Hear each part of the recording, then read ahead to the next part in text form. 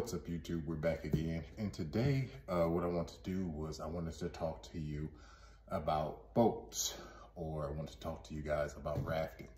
So boats and rafting are two words that I've started implementing inside of my house to get our family prepared for an SHTF situation.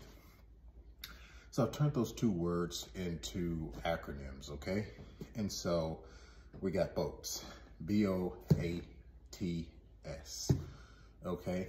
And so that acronym is basically what I use to get the family prepared for an SHTF situation where we no longer can hunker down and it's time to get out and we have time, right?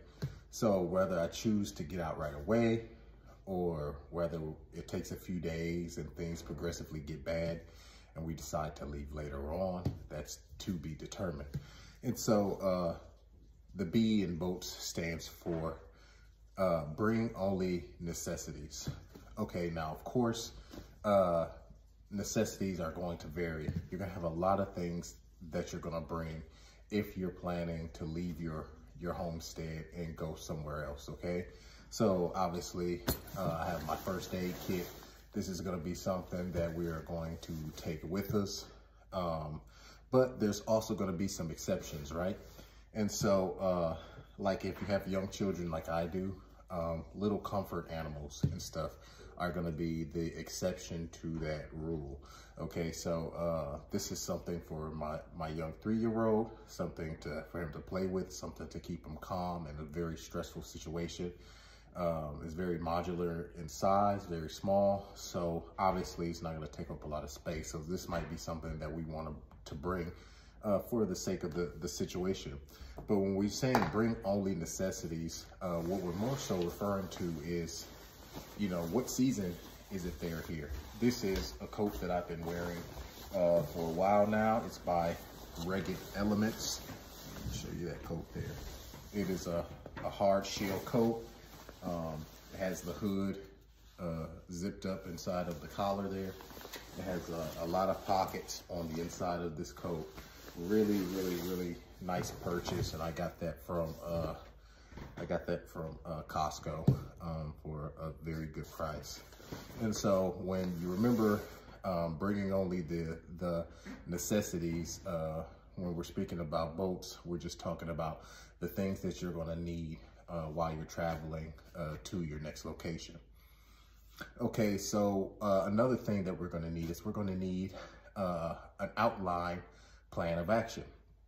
So this outline plan of action is going to be different routes that you can take, maybe 1, 2, maybe even 3 different routes that you can take, just depending on how clogged the freeways are, how messed up the back roads are. If people know about your secondary routes and they're gonna be backed up and stuff, you wanna have an ABC plan, okay? So you never just want to come up with a plan A, and then if that falls through, then you know, you have your whole family standing at the front door. It's like, yeah, oh, you know, there's that idea. So I guess we're staying. So always have an outline plan of action. How you're going to get out, more than just one way to do that, and so you can press forward with no delays. Okay, when you bug out or when you leave the house, you want to have assessment of risk and exposures. So your assessment of risk and exposures are going to be what type of problems you're going to encounter while you're out there, okay? So if there's gonna be people who are just in a panic, it depends on the circumstance. So back when there was civil unrest, you know, all throughout the country because of violence amongst the police and things like that. People were looting and carrying on, and it was just a very unsafe time for everyone really to be out and about things. So you definitely want to have an assessment of risk and exposures, hands down. With that being said, we're going to move on to our next one, team designations, okay? You want to have team designations. I'm gonna make that loaded. I'm gonna say training and team designations, okay? Training and team designations go hand in hand because prior to an emergency, you want to constantly go over who is going to do what, okay?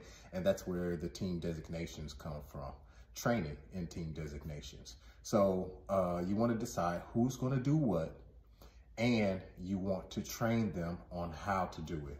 So for instance, my eldest son, you know, we have a couple of 6-gallon containers of water and things like that.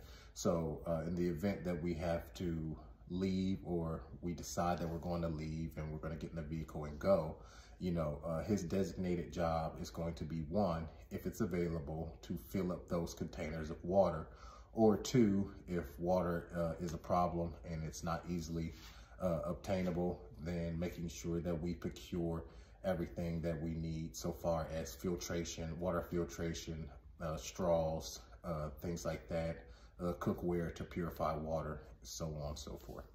And then we have situational awareness. Situational awareness, that's S, that's the last letter there, is just a common thing. How much more so are we going to need to utilize our situational awareness when we are out and about in a messed up situation and people are out for their own good? We use situational awareness here now, even with you know, everything that we have going on, you know, in this world, just going back and forth to work, so on and so forth. So situational awareness, that's the last thing. Also, for if you have older children, or if you have a son in particular, or you have someone who in the family is strong-willed or very straightforward thinker, you know, we came up with rafting, okay? And so basically, when I was a firefighter, there was a RIT team, okay? It's a rapid intervention team. Now, in the case of an emergency, when we do not have the time to appropriately get everything that we need, and we're in a very tight situation, we're in a very peculiar situation where you have to get out right away, and say that there's a circumstance where the bad people are coming to get you and there's no time to wait. You got maybe 5 to 6 minutes where you got to get everybody out. Well, in rafting, that's where the R stands for, is your personal rapid intervention team. It's going to be yourself, and it's going to be whomever else that you think is strong at mind, strong-willed, to be with you in order for everyone else in the family to make a clean getaway. You guys are basically going to be the lead guys and holding the bad people off at bay. Maybe whether that's a 2, 3, 4-man RIT team, you guys are going to be on the front line to make sure that the more innocent people in the family, slower people in the family, more ill, sick people in the family have time to appropriately get away, okay? So that's basically what that is. The A stands for arms and ammunition. This is my little canvas ammo case here. And the A stands for arms and ammunition. So in that particular situation where you got your RIT team together, and yeah, you're there to keep the bad people at bay, right? What more can I say? You know, this is not to I'm not speaking so I can push my beliefs or thoughts on anyone else, but you know, depending on the circumstances, it might be something that you are pushed to do for the sake of the safety of the rest of your family. The A is, or the F, excuse me, is first aid kits. Okay, so you definitely want to keep a first aid kit with you. Maybe something smaller, or somebody who is designated on the team can carry the first aid kit that you guys will need in case someone gets hurt while you're out there. okay?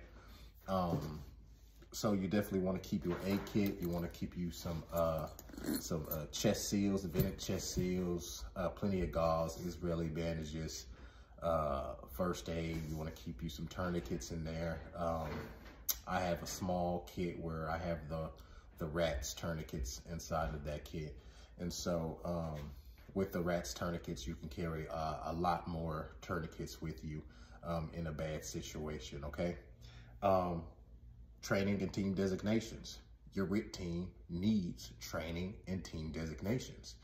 How can you prepare the person that you deem mentally strong enough to run and gun with you if you have not trained them and you have not designated them to do a certain job or to protect a certain thing, or you haven't taken them to the range and put ammunition to target and taught them how to appropriately use and respect these tools that we use, you know? And so training and team designations is also inside of that. And so the next thing that we have is improvise, you know, being able to improvise. We have a Shema here. We know that the Shema has plenty of benefits. I mean, headgear, a filter, splint, not splint, excuse me, tourniquet. We can use it as a sling. We can use it for multiple uses. I mean, the ends can be used as fire tender. So being able to improvise in a stressful situation, which is also reverts back to training and team designations. You have to train the ones that you love to survive in an environment that's going to be harsh for them, in a situation that's going to be harsh for them, in a situation that's going to be scary for them. You have to give them the best probability to survive, just like you have. So just knowing the information yourself, but not sharing or not training others to enact or to use the information that you have, you know, it's almost futile for them, because not only you might have the knowledge, but it's just going to be so much harder for you to teach everyone the knowledge that you have if you're in the heat of the situation. So the learning starts now. Teach them how to improvise, teach them how to do the things that you know how to do, and don't just keep that information to yourself. I mean, it's more love and sharing than there is just keeping things to yourself, okay? Nutrition. So when we're talking about nutrition, the N in that word, nutrition, we have like a little water pack that I chose to get for myself and for my designated RIT team member. Inside of this kit, we have a couple MREs. I have a couple MREs in here. We have a poncho because it's going to be a right-of-way thing. So you're not going to have much. You're going to have to go. So we got water on the go. One thing I might put in here later is maybe a filter straw. I got about 3 dozen of those or something hanging around here just in one box. And then all of our kits have one in them as well. At the bottom of this little thing here, let's see what we got here. Bottom of this thing here. So here's Ziploc bag. There we go. Yeah. This is inside one of these little, what is it, hex mags and stuff. Not bad, you know, it's not a P-mag or anything, but it works fine. So, so we got a little hydration here. We got some food in here. We have extra ammunition in there for, you know, if you don't have, if you run out of ammunition and stuff like that, then, you know, you can stop and reload. One thing about that too that I want to mention is that, you know, we're not trying to put ourselves in a position where we are going to get hurt ourselves. This is not a firefight. We're not pinned against the wall, okay? We're allowing enough space so the innocent ones can get out, okay? And we ourselves are backing out of the fight, okay? We're not engaging, okay? We're just holding them at bay, okay? And we ourselves are going to get out, evacuate ourselves, okay? So we can't be any good to the ones that we love if we're too focused on trying to get in the fight instead of trying to get back to the people that matter the most to us, okay? And so the last thing, outside of the nutrients, the last thing that we need is we need governance, okay? We have governance now, you know, here in our country. Every municipality, every city has governance, okay?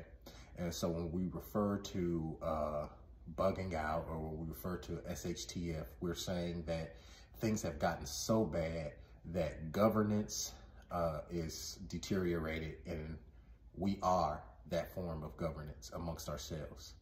And so governance is just a form of let's say a government, your personal government now, where you tell everybody, okay, now it's just us. And these are the rules amongst us that we have to follow in order to try to sustain ourselves while we're in this precarious situation. So if you go down, if you guys make it to your bug out locations, wherever that is, okay, part of our new governance is that if we go into town so we can get, you know, so we can do recon work, or so we can procure resources and stuff, if you pass by somebody who, you know, they're sitting, they have the hood up to their car and they look shady and stuff, or they have their hood up to the car and they look like they're so much in need, you know, it could possibly be a setup, okay? So don't engage that situation thinking that, oh, I'll be the humanitarian of the year. Yes, I'd like to think that we are in a situation like that, we are not going to lose our humanities. But in a situation like that, while you might be trying to sustain your humanities, there's going to be others out there that have already given theirs up so they can violate the humanities that you have left, okay? And so how terrible would it be for you to be a humanitarian in a situation like that and you end up being a victim? And now you're no good to your family, or what was once I'll return back with this turns into he left hours ago, or she left hours ago and never came back. Okay, so there has to be some form of governance once you guys decide that you guys are gonna leave everything behind, and there's no more civil laws in place, you know, in a situation where something like that happens. Okay, so that's it, guys. I wanted to leave this thing short and sweet. Let me know what you think about, let me know what you guys think about those acronyms or those words, boats and rafting. If you guys think that this is something you want to implement, if you guys think that it's a good thought, or these are things that are positive that you think it's a good idea, you know, just let me know how you feel about all these things in the comments, and get back to me, man. Please leave those comments below. Subscribe to the channel, and I appreciate you guys for tuning in, and I will see you guys next time.